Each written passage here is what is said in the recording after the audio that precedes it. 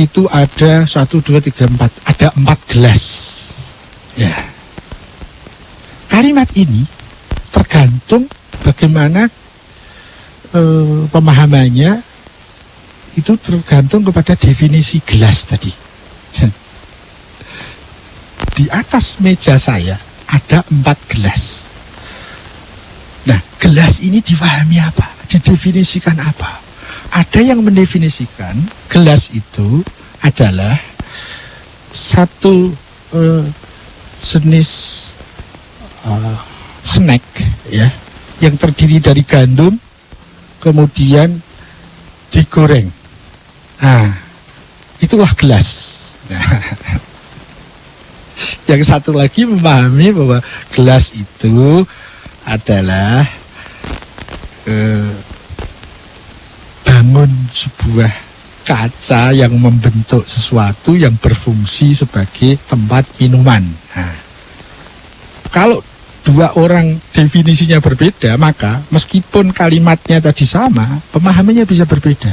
Di atas meja saya ada 4 gelas. Yang satu memahami, oh, di atas meja Siwo ada 4 jenis snack yang dari gandum digoreng. Sementara bagi B, mendengarkan kalimat saya itu, persepsinya menangkap bahwa Siwo punya meja dan di atas meja itu ada 4 gelas. Mungkin isinya minuman atau mungkin kosong. Tapi jelas pemahamannya berbeda. Kenapa? Karena dari definisi tentang gelas yang berbeda. Itu contoh simple. Tapi kita mau angkat contoh itu menjadi serius. Karena kemudian kita mau mendefinisikan tentang takdir. Takdir itu akar katanya adalah qadar, qadr, ya. Ada kan ayat misalnya Lailatul Qadr, malam pengkadaran, malam takdir. Nah, tapi kita tidak ke ayat itu, tidak. Itu hanya salah satu contoh bahwa masalah qadar itu banyak disebut di dalam redaksional ayat. Kebetulan bahasa Indonesia mempunyai serapan dari bahasa Arab antara lain tentang ini, yaitu qadar. Qadar sudah menjadi bahasa Indonesia hasil serapan dari bahasa Arab. Kita paham kan apa maksudnya qadar? Qadar itu ukuran. Qadar itu sebuah ketetapan. Qadar itu sebuah ketentuan. Gelas dengan tempe masing-masing punya qadar yang berbeda. Manusia dengan batu masing-masing punya qadar yang berbeda. Punya takdir yang berbeda. Kita mau mencoba menggunakan definisi dari takdir itu adalah ketetapan ukuran dari Yang Maha Menetapkan.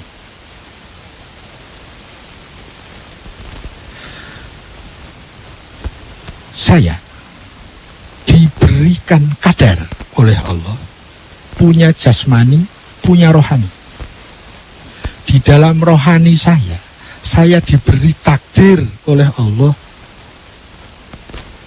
diberi kebebasan memilih,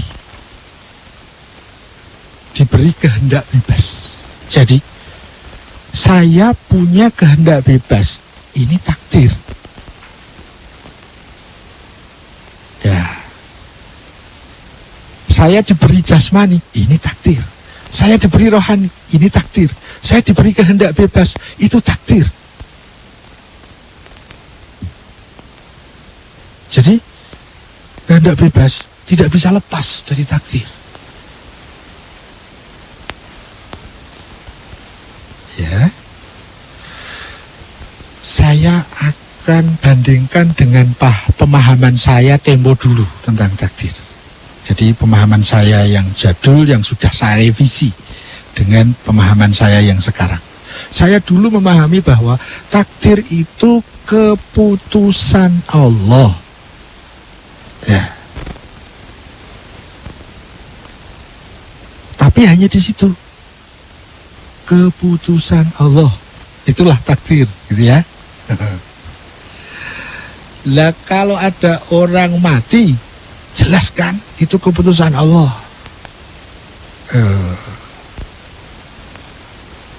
Terus, lah kalau matinya bunuh diri, yang memutuskan siapa? Lah kan mati itu keputusan Allah. Jadi kalau ada orang bunuh diri, jangan salahkan dia. Orang itu keputusan Allah, dia sedang melaksanakan takdir Allah. Jadi orang bunuh diri tidak buruk, tidak dong. Kenapa? Lah karena kan sudah ketentuan Allah. Ini masih ilmu saya yang dulu, bahwa dunia ini hanyalah sandiwara. Kita ini seperti wayang yang ada dalangnya. Kita ini seperti pemain sinetron yang ada sutradaranya. Kita tinggal ngikuti garis yang sudah ditakdirkan. Jadi kalau ada di dalam sinetron, ada bintang film yang berperan buruk, jangan salahkan dia. Orang bukan dia yang buruk, yang salahkanlah sutradaranya. Yang nyuruh dia buruk itu kan sutradaranya. Wayang.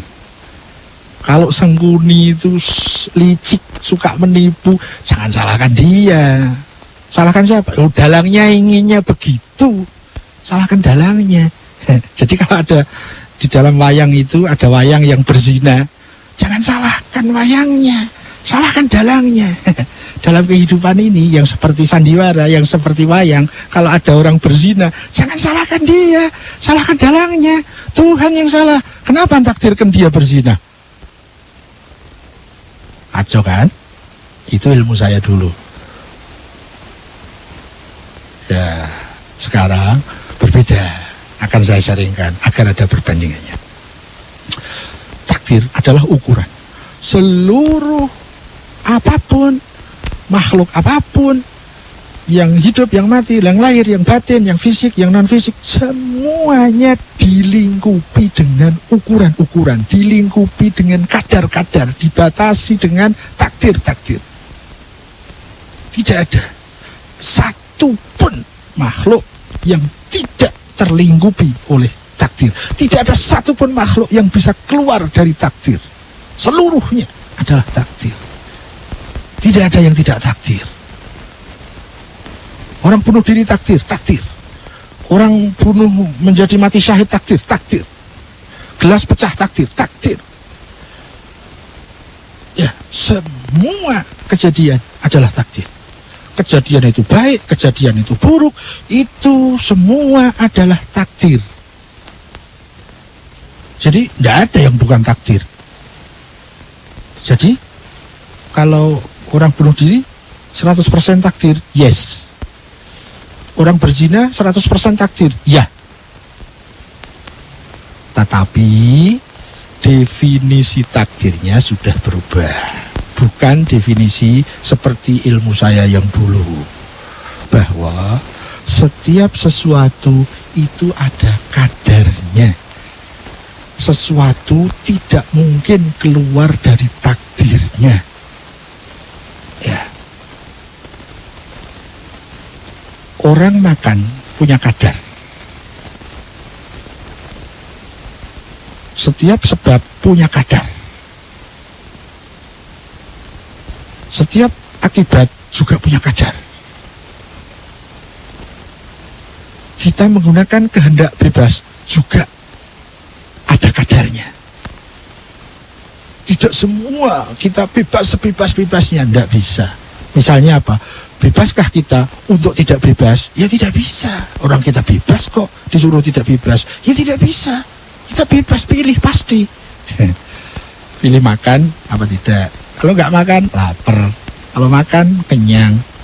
Makan adalah sebuah kadar yang mempunyai sebab di dalamnya yang akan mendatangkan kenyang. Berjuang di jalan kebenaran adalah satu kadar yang akan mengakibatkan seandainya dia mati di jalan kebenaran, maka akan ketemu kadar mati syahid. Seseorang yang dia mengambil sebab meminum racun tikus, itu ada kadarnya. Di dalam kadar itu ada sebab yang akibatnya kalau dia mati, maka matinya yang kebalikan dari mati syahid tadi, mati sangit. Ya. Masing-masing ada kadarnya. Tidak ada satupun makhluk yang tidak berkadar. Seluruhnya berkadar, seluruhnya bertakdir, seluruhnya ada ukuran-ukurannya. Jadi tidak ada satupun makhluk yang keluar dari hukum takdir. Tidak ada satupun kejadian yang bukan takdir. Seluruhnya takdir. 100% takdir? Iya, 100% takdir. Nah, tambah bingung nih. Saya buka resepnya. Begini. Kadar yang sudah ditetapkan, ditentukan, diukur, dikadarkan, ditakdirkan oleh Tuhan, itu ada dua jenis, ada dua wilayah, yaitu satu, kadar yang tidak bisa dinego dengan kebebasan kita. Ya. Itu sering disebut dengan kadar yang definitif, kadar yang tidak bisa dirubah oleh siapapun. Dia mau memilih atau tidak memilih, dia pasti ketemu kadar itu, pasti ketemu takdir itu. Siapapun rela atau tidak rela, punya kehendak bebas atau tidak punya kehendak bebas, dia terkena kadar itu, dia terkena takdir itu. Ya. Disebut dengan takdir definit. Misalnya, semua kita, saya, Mas Sem, Mas Imron, pasti mati. Itu definit. Kebebasan kehendak kita nggak bisa melawan itu. Aku pengen, karena saya punya kehendak bebas, saya pengen tidak akan pernah mati. Tidak bisa. Itulah kadar kehendak bebas.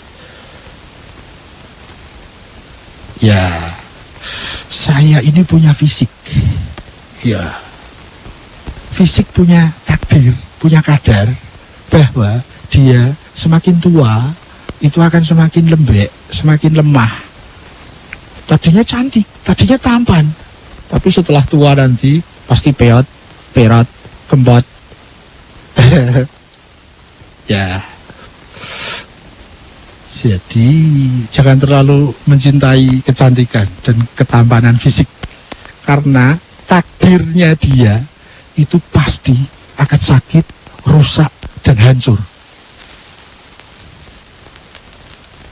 Jadi kita harus siap-siap. Siap-siap tidak kecewa ya. Mestinya begitu. Kenapa? Karena hukumnya sudah pasti dan itu sudah merupakan takdir yang definit. Bahwa fisik kita suatu saat, tidak tahu kapan, pasti akan keribut, pasti akan sakit, pasti akan rusak, pasti akan hancur. Kita harus sudah siap dari sekarang.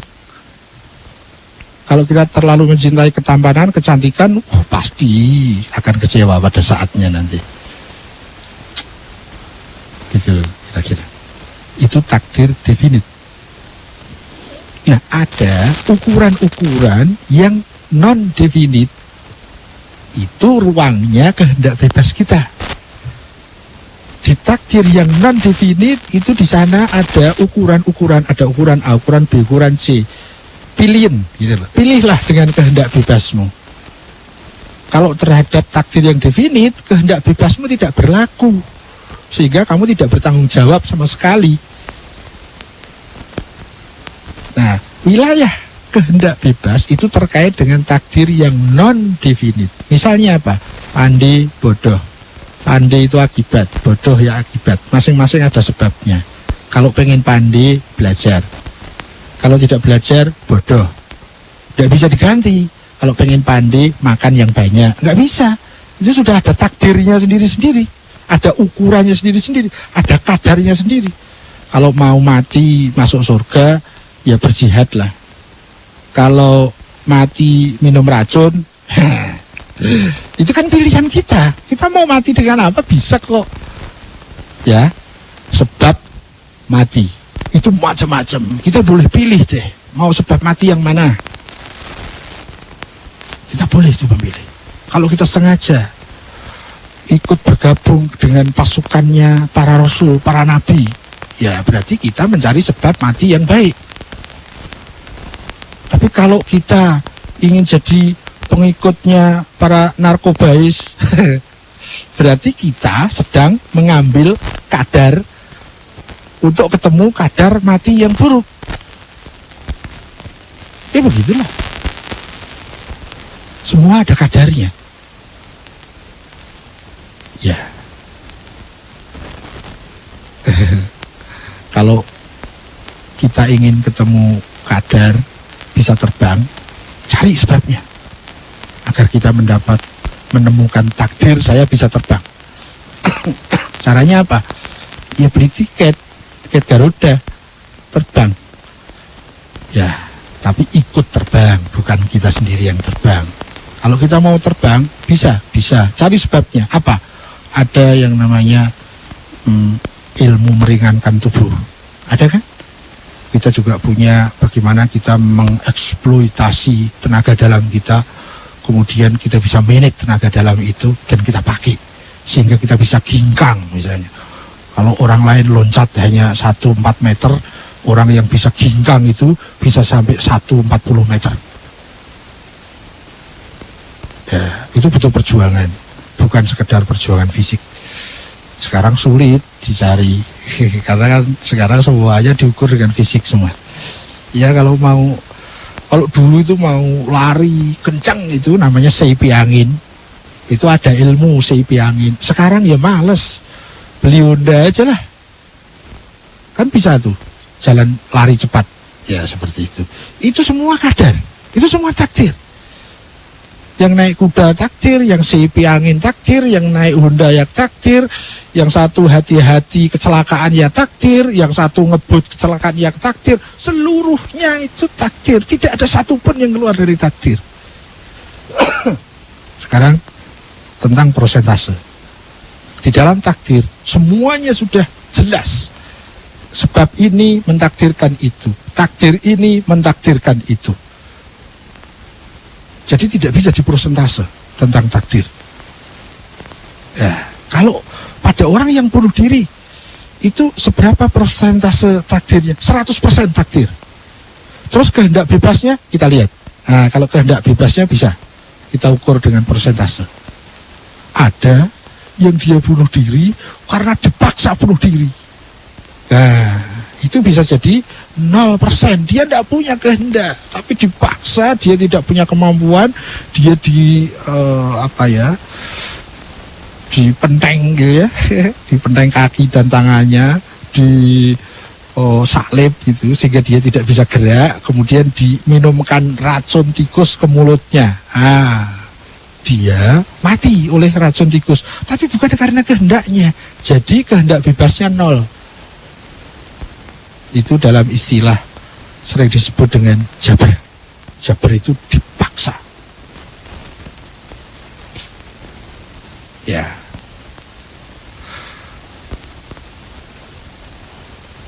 Kalau dia dengan sadar karena sebab-sebab tertentu mengambil racun tikus kemudian dia minum, berarti dia sengaja sadar dengan pilihannya, dengan kehendak bebasnya, dengan bebas pilihnya, dia ambil itu, berarti 100% di situ. Apakah yang 0% tadi takdir? Ya. Apakah yang 100% kehendaknya tadi takdir? Ya. Setiap kejadian adalah takdir. Setiap makhluk itu adalah takdir. Setiap ukuran, setiap kadar yang ada pada apapun. Batu punya takdir keras. Kapas punya takdir lebih lembut. Kapas punya takdir dengan biji yang berbeda dengan batu. Kalau air itu kadar bijinya sekian. kalau minyak, kadar bijinya, semuanya tidak ada yang tidak terkena oleh takdir. Karena semua yang dibuat oleh Allah itu sudah diberi ukuran, diberi kadar, ditakdirkan oleh Allah. Kemudian dalam hukum sebab akibat itu juga takdir. Yang menentukan adanya hukum sebab akibat itu juga Allah. Yang mentakdirkan adanya hukum sebab akibat juga Allah. Kalau sebabnya A, akibatnya A. Kalau sebabnya B, akibatnya akan B. Itu juga sudah ada hukumnya, sudah ada aturannya, sudah dikadarkan oleh Allah, sudah ditakdirkan oleh Allah. Seseorang yang punya kehendak bebas ditakdirkan dengan kehendak bebasnya. Kalau kehendak bebasnya itu memilih sebab A, akan terjadi takdir tertentu. Kalau kehendak bebas kita memilih B, kita akan ketemu takdir tertentunya juga. Kalau kita memilih belajar, kita akan menemukan takdir pandai. Kalau kita memilih nyontek, maka kita akan ketemu takdir bodoh. Ya begitu seterusnya. Waduh, aku lali. Jamil, piye iki, Bro? Iya, Bro. Kita putar iklan dulu sih, nanti kita lanjut lagi ya. Jadi gitu Mas Imron ya. Jadi masalahnya ini, kalau penjenengan review lagi atau dicermati lagi, apakah definisi takdir? Tolong jangan menggunakan istilah yang tersebar di masyarakat. Kalau kita ingin mempelajari agama, lihatlah istilah-istilah pada kamus agama, bukan kamus masyarakat. Itu yang membuat, ini pengalamanku nih, pontang-panting luar biasa dalam memahami agama, compang-camping, terjebak sana terjebak sini, karena saya mau memahami istilah agama tetapi menggunakan makna-makna yang digunakan oleh masyarakat, padahal masyarakatnya belum tentu agamis. Itu masalahnya. Missing linknya di situ. Kalau kita mau mempelajari istilah kedokteran, ambillah kamusnya, kamus kedokteran. Jangan mau mempelajari istilah kedokteran, kita ngikut kepada istilah yang ada di masyarakat pada umumnya. Ya tidak kena, tidak relevan namanya. Dan itu namanya tidak proporsional. Kita mempelajari agama, tapi kita istilahnya itu mengambil makna-makna yang ada di masyarakat sosial. Iya. Itu yang menjadi kendala. Kok iya toh? Ya bener apa ya enggak? Bener sih, bener harus muter iklan dulu kita sih, Iya. Enggak sih, kita ketemu lagi nanti di sesi berikutnya sih, ya. Oke, baik. Assalamualaikum. Baik, Leaders, nanti kita lanjutkan lagi di sesi berikutnya, tapi sebelumnya kita dengar dulu yang berikut ini. Chatterbox dan 105.8 Light FM The Best Wahid Station mempersembahkan Partners Cooking Challenge, a challenge for you and partner to make great food with OC Beef. Book now. Rp200.000 untuk satu tim, termasuk welcome drink dan makan siang. Sabtu 17 Maret 2012, mulai jam 10 pagi sampai jam 2 siang di Chatterbox Central Park. Partners Cooking Challenge. You can also enjoy a special performance from Cappuccino and Newbie Band. For more info, please call Nani 021 288 30012 atau hubungi Chatterbox dengan Dinda di 0812 827 34897. Don't miss it.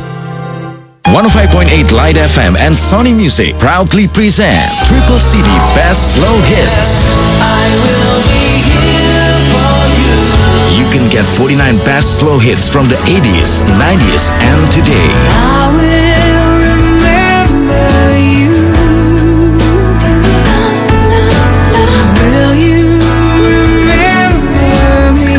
Triple CD Best Slow Hits. She cries at night, and she doesn't think that I can hear her. She tries in one package. You are the love of my life, and I'm so glad you found me. You are the love of my life. Triple CD Best Slow Hits brought to you by Sony Music and 105.8 Light FM, the best slow hit station. Available now in stores.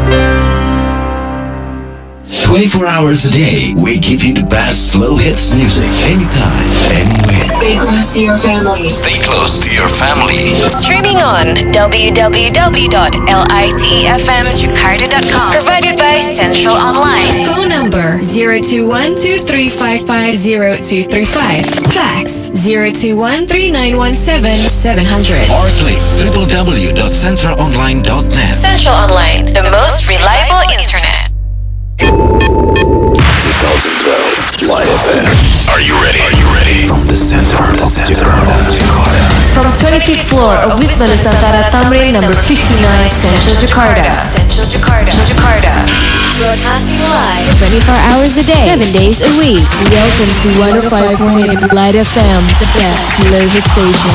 For more info, please call 398-35900. flex number 398-35901. Short Message Service 081-880-1058. And follow our Twitter at Light FM 1058. or click www.lightfmjakarta.com. We give you the finest music. Anytime, anywhere. Think about it. Yeah, exactly. 105.8.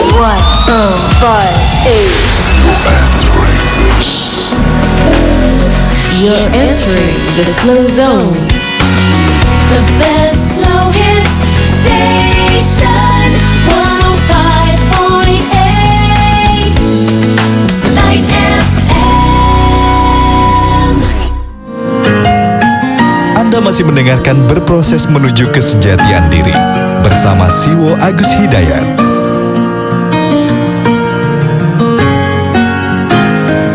Assalamualaikum warahmatullahi wabarakatuh. Well, itu dia, untuk mempersingkat waktu langsung saja kita sapa dulu Siwo Agus Hidayat. Assalamualaikum Siwo.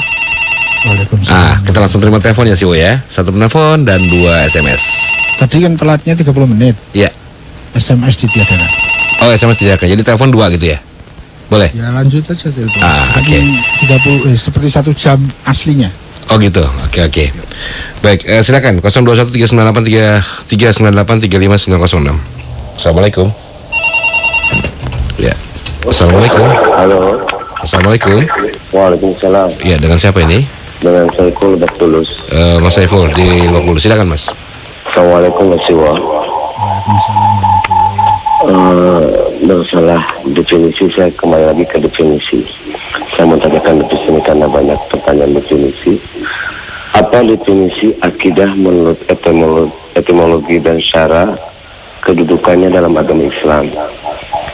Satu itu. Kedua, apa akibat penyimpangan dari yang tadi dijelaskan semua itu, sehingga banyak masalah-masalah penyimpangan daripada akidah. Mungkin itu saja yang sebentar dulu Mas, sebentar. Ya. Bisa ditangkap ya? Bisa. Oke, baik. Makasih Mas ya. Assalamualaikum. Ya, silakan Siwo. Ya. Beliau mempertanyakan tentang definisi akidah.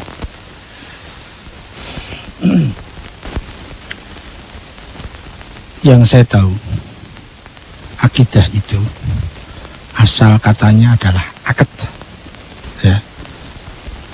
Kita kenal misalnya akad jual beli, ya, itu menggunakan kata akad. Ada lagi akad nikah, itu juga pakai kata akad. Nah, di dalam istilah yang terkait dengan agama, khususnya yang saya maksudkan di sini adalah agama Islam, ada istilah akidah. Kalau akad jual beli itu di sana ada ikatan antara penjual dan pembeli. Kalau akad nikah itu ikatan dua jenis laki-laki dan perempuan dengan syarat-syarat dan rukun-rukun tertentu, maka disebut dengan akad nikah.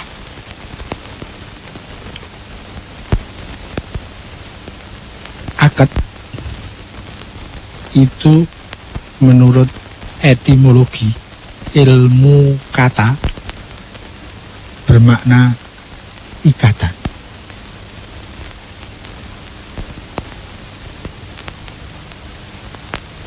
akidah itu ditinjau dari lafzinya, katanya, ya ikatan.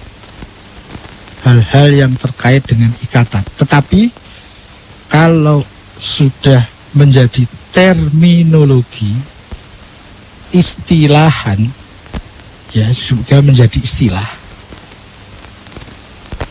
Atau bahasa lain itu terminologi, ya, bukan etimologi, bukan lafziyah, tapi istilahan. Bukan etimologi, tapi apa tadi ya? Lupa.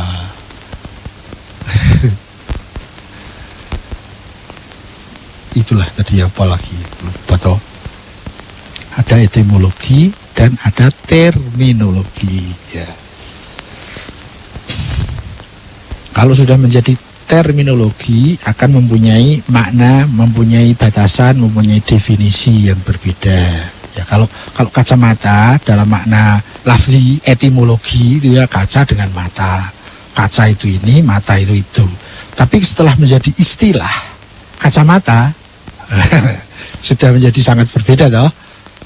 Ya, kacamata itu yang kita pakai di mata itu loh, bukan kaca dan mata. Ya. Itu sudah menjadi terminologi. Akidah dalam makna terminologi adalah ikatan keyakinan. Dalam perspektif pelajaran Islam, paling tidak yang saya pahami adalah akidah merupakan pelajaran yang mengajari kita tentang sistem keyakinan. Apa yang harus kita yakini dan apa yang tidak boleh kita yakini. Itu ada di dalam akidah. Jadi kalau didefinisikan apakah akidah itu, kalau dalam perspektif saya menangkap dari pelajaran Islam, akidah adalah panduan hidup tentang sistem keyakinan. Apa yang harus kita yakini dan kita ikatkan dalam diri kita, yang disebut ikatan keyakinan, sehingga mengikat hidup kita, dan apa-apa yang tidak boleh kita ikat sebagai sebuah keyakinan. Ya, akidah, kalau tadi ditanyakan apa kedudukannya di dalam Islam, Islam yang saya pahami ya, Islam yang orisinal sedang saya cari. Yang saya pahami, posisi akidah itu dia berposisi sebagai pondasi, sebagai landasan primer. Kita bisa bandingkan dengan syariah. Syariah itu sekunder kalau dibandingkan dengan akidah. Jadi akidah lebih penting dari syariah, ya. Karena kalau syariah dibangun tidak di atas akidah yang benar, syariah itu bisa berbahaya. Bisa menjadi jasmen kebenaran. Ya, kalau kita runut, contoh Kanjeng Nabi mendidik, itu selalu didulukan akidah. Nah, sentral, puncak, pondasi sekaligus yang akan dicapai di dalam akidah itu adalah tauhid. Puncak dari tauhid itu adalah ketuhanan yang Maha Esa. Itu puncak dari tauhid. Nah, kalau orang sudah punya ikatan keyakinan terhadap bahwa Tuhan itu ada dan Tuhan itu esa, baru akan berfungsi posisi kenabian. Tapi kalau sama Tuhan itu sudah nggak yakin, bagaimana orang bisa yakin dengan nabinya? Wong nabinya itu utusannya Tuhan. Kalau sama yang mengutus saja kita nggak yakin, bagaimana bisa yakin sama yang diutus? Gitu ya. Jadi nanti ada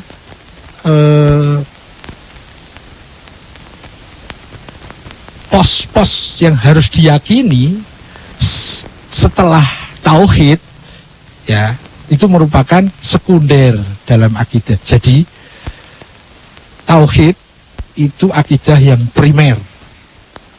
Nanti ada kenabian, hari akhir, hari kemudian, itu akidah yang sekunder. Jadi primernya tauhid. Itu kira-kira. Itu kedudukan dalam Islam. Islam yang saya tangkap, Islam yang saya pahami.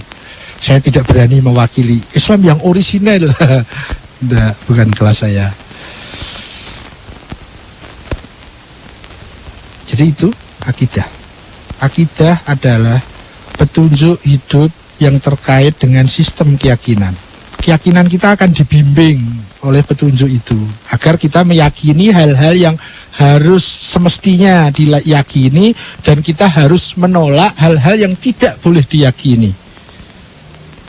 Ya, contohnya apa yang tidak boleh diyakini? Hal-hal yang terkait dengan kemusyrikan. Nah, itu tidak boleh diyakini. Karena musyrik itu lawan dari tauhid. Ya, contoh dia menuhankan yang bukan Tuhan atau menyandingkan yang lain di posisi Tuhan di samping dia meyakini Tuhan. Ya, seperti itu misalnya. Jadi itu definisi akidah. Kemudian apa kedudukannya di dalam Islam. Jangan lupa, Islam ini sekedar Islam yang menurut saya loh ya. Islam yang menurut Rasulullah saya baru nyari ini. Terus berproses. Jadi saya tidak mewakili Islam. Kemudian apa penyebab penyimpangan akidah?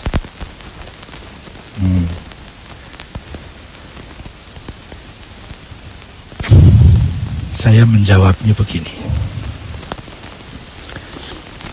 Yang menjadikan akidah seseorang menyimpang atau apa yang menyebabkan penyimpangan akidah itu bisa macam-macam, bisa banyak sekali dan sangat kasuistik karena wilayah akidah itu luas sehingga wilayah penyimpangannya juga luas. Tetapi kalau kita mengambil hierarki strategisnya bahwa puncak akidah itu adalah tauhid. Gitu. Tauhid itu tentang mengesahkan Tuhan, menjadikan Tuhan sebagai satu-satunya yang sempurna, satu-satunya yang tak terbatas, satu-satunya sumber kebahagiaan, satu-satunya sumber ketentraman, satu-satunya sumber kesuksesan, satu-satunya yang pantas untuk mendominasi makhluknya, untuk memerintah, memanage, mengelola makhluknya. Itu adalah tauhid, primernya akidah. Semua bentuk penyimpangan akidah itu primernya ada pada penyimpangan terhadap tauhid. Ya kalau penyimpangan akidah kan luas sekali.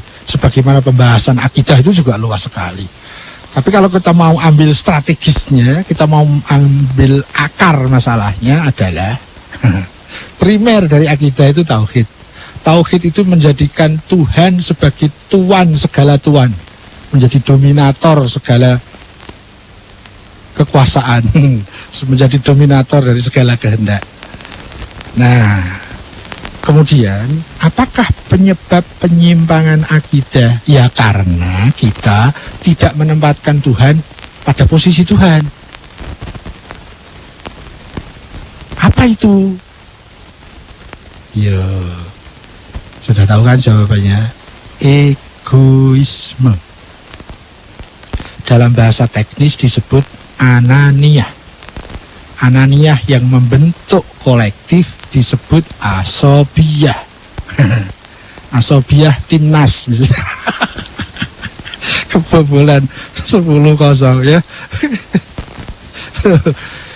Jangan sedih Mas Jack. Wah, kebobolan gitu aja sedih. Kita perlu sedih karena kesebelasan kita tidak fair play. Itu yang kita harus sedih. Kenapa? Baru 3 menit sudah menjadikan pelanggaran sehingga di kartu merah. Itu yang kita harus sedih. Tidak fair play-nya itu. Itu ya. Jadi bukan 10-0-nya. 10-0-nya itu kan hanya akibat saja yang ngikut dengan sebab-sebabnya. Ya karena kita punya asobiah nasional sehingga merusak citra fair play. Ya nggak fair play nggak apa-apa asal menang gitu kan. Ngeri itu namanya asobiah nasionalisme. Ini yang merusak akidah. Ini yang merusak tauhid. Itu egoisme kolektif, egoisme komunitas. Itu bisa bentuknya itu asobiah madhab, ada asobiah politik, asobiah ekonomi, fanatisme nasional, dan lain-lain, sehingga mengalahkan kebenaran dan Tuhan. Ya, apalagi kalau kita sudah kena orientasi hasil, lebih ngeri.